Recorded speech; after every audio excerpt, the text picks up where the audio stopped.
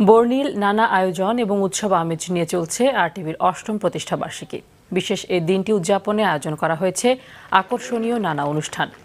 সকালে কেক কেটে অনুষ্ঠান উদ্বোধন করেন আরটিভির চেয়ারম্যান আলহাজ মোর্শেদ আলম, প্রধান নির্বাহী কর্মকর্তা সৈয়দ আশিক রহমান।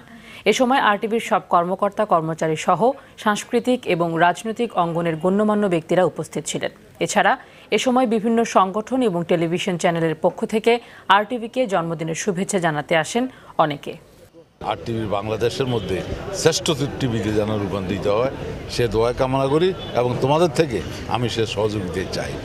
আজকে ৮ম বর্ষ পূর্ণ করে নবম বর্ষে পদার্পণ করলাম। আমি সবার কাছে কৃতজ্ঞতা জানাবো। এই ৮ বছরের দীর্ঘ পরিক্রমায় তারা যে বাংলাদেশের মুক্তিযুদ্ধের যে চেতনা, সেই চেতনাকে লালন করেছেন এবং তার পক্ষে সাংস্কৃতিক যে অনুষ্ঠানগুলি, সংবাদ, সব কিছুই আমরা দেখেছি। দর্শকদের জন্য আমার মনে হয় যে আগামী দিনগুলো সেই দর্শকদের জন্য আমরা সবাই আরো বেশি কাজ করবো এবং দর্শকদের আরো অনেক সুন্দর সুন্দর অনুষ্ঠান উপহার দেবো।